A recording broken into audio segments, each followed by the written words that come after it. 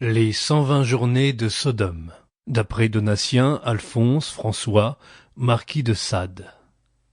Chers auditeurs, chères auditrices, les œuvres littéraires du marquis de Sade contiennent des passages de grande violence et de cruauté, ainsi que des mises en scène sexuelles extrêmement explicites. Ce livre audio comprend donc des contenus érotiques, voire pornographiques, qui peuvent heurter la sensibilité de certains. Nous rappelons que l'écoute de ces œuvres est strictement interdite aux moins de 18 ans. Par ailleurs, n'oubliez pas qu'il s'agit d'une œuvre de fiction. Ceci étant dit, bonne écoute à tous.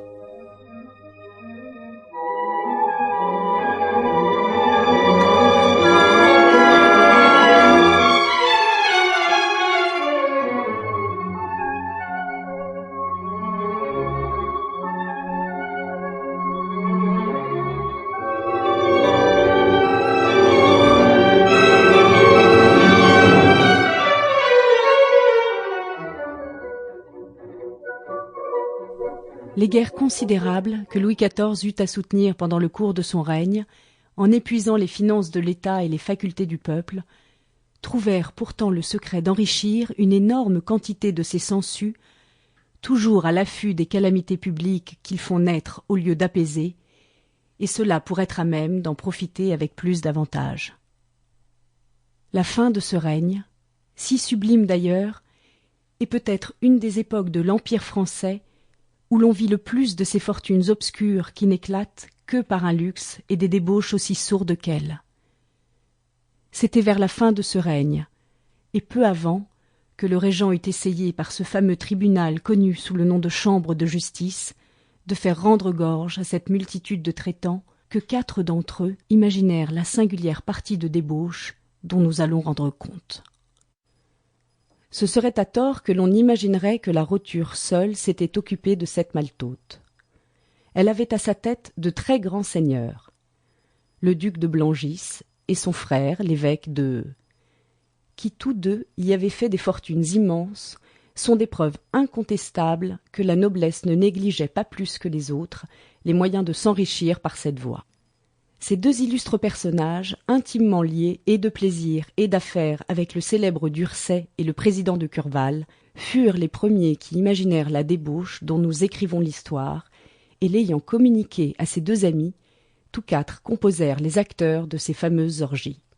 Depuis plus de 6 ans, ces 4 libertins, qu'unissait une conformité de richesse et de goût, avaient imaginé de resserrer leurs liens par des alliances où la débauche avait bien plus de part qu'aucun des autres motifs qui fondent ordinairement ces liens. Et voilà quels avaient été leurs arrangements. Le duc de Blangis, veuf de 3 femmes, de l'une desquelles il lui restait 2 filles, ayant reconnu que le président de Curval avait quelque envie d'épouser l'aînée de ses filles, malgré les familiarités qu'il savait très bien que son père s'était permises avec elle, le duc, dis-je, imagina tout à coup cette triple alliance. « Vous voulez Julie pour épouse, dit-il à Curval.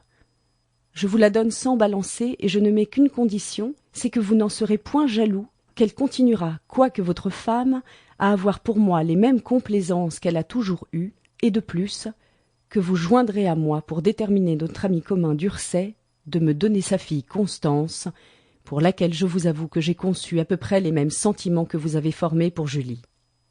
Mais, dit Curval, vous n'ignorez sans doute pas que d'Ursay, aussi libertin que vous, je sais tout ce qu'on peut savoir, reprit le duc.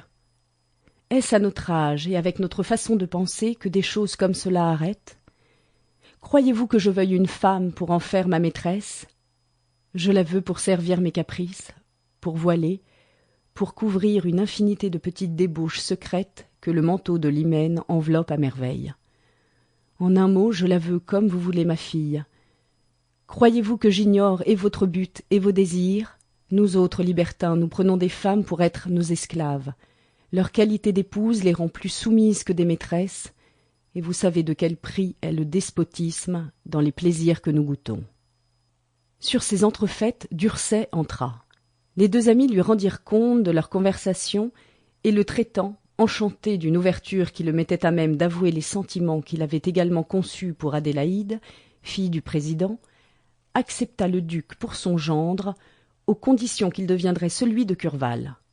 Les 3 mariages ne tardèrent Sample complete. Ready to continue?